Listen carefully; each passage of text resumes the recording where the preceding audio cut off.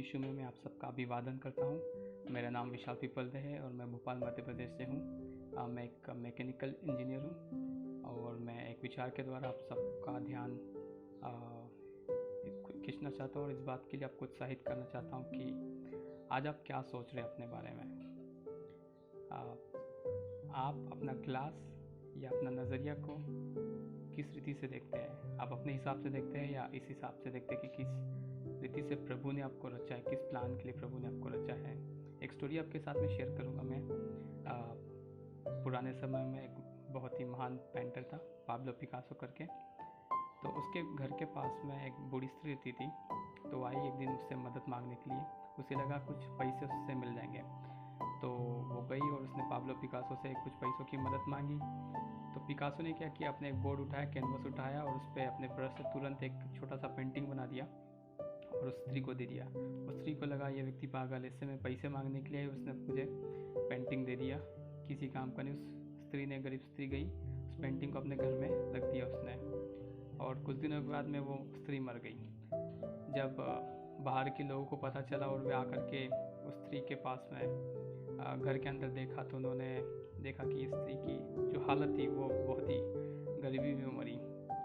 लेकिन जब उन्होंने साइड में रखी उस पेंटिंग को देखा तो उसको जा कर के देखा कि ये पाब्लो पिकासो द्वारा बनी हुई पेंटिंग है और उसकी कीमत जब उन्होंने मार्केट में पता करी तो लाखों करोड़ों में थी। मेरे प्रियो, उस स्त्री के पास में इतनी महंगी पेंटिंग उसको मिली थी, लेकिन उसको उसका मूल्य नहीं पता था। उसका मूल्य उसे नहीं पता था। इसका मतलब ये नहीं था कि उस पेंटिंग का मूल्य नहीं था, क्योंकि उसकी पेंटिंग को बनाने वाला जो पेंटर था वो महान पेंटर था। मैं आपसे कहना चाहता हूँ, कई बार हम अपनी दुनिया के अंदर, कई बार हम अपने जीवन के अंदर, इस दुनिया में हम उसी लेंस से देखते हैं जो दुनिया हमको प्रोवाइड करती है। लेकिन मैं आपसे कहना चाहता हूँ, आपको वो लेंस उतार करके फेंकने की ज़रूरत है। आपको देखने की ज़रूरत है कि आपको सृष्टिकर्ता ने किस हिसाब से और किस लिए बनाया है। बाइबल में हम देखते हैं व्यक्ति के बारे में, गिदोन के बारे में।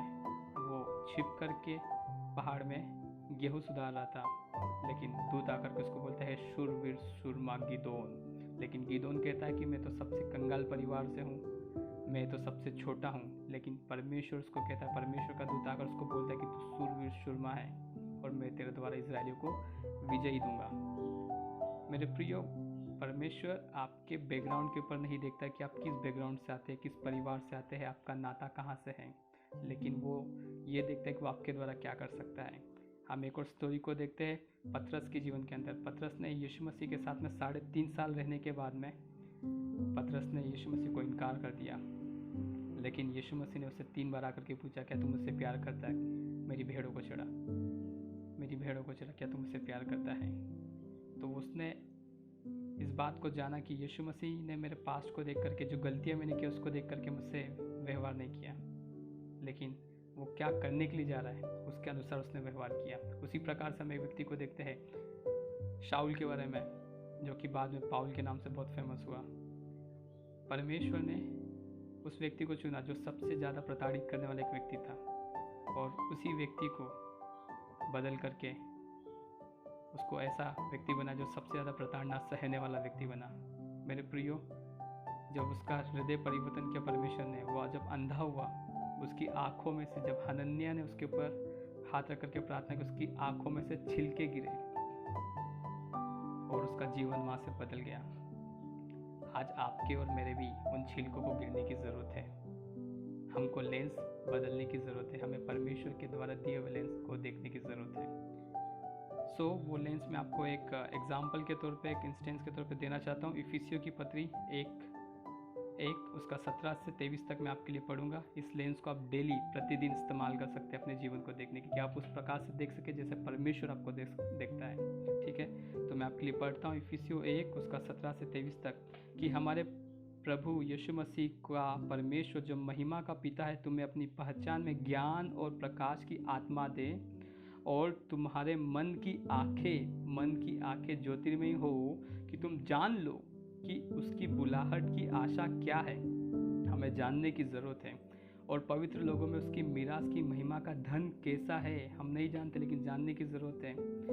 और उसकी सामर्थ हम में जो विश्वास करते हैं कितनी महान है, उसकी शक्ति के प्रभाव के उस कार्य के अनुसार जो उसने मसीह में किया कि उसको मरे हुए में से जिलाकर स्वर्गीय स्थानों में अपनी दाहिनी ओर सब प्रकार की प्रधानता और अधिकार और सामर्थ और प्रभुता के और हर एक नाम के ऊपर जो न केवल इस लोक में पर आने वाले लोक में भी लिया जाएगा बैठाया और सब कुछ उसके पांव तले कर दिया और उसे सब वस्तु पर शिरोमणि ठहराकर कलीसिया को दे दिया।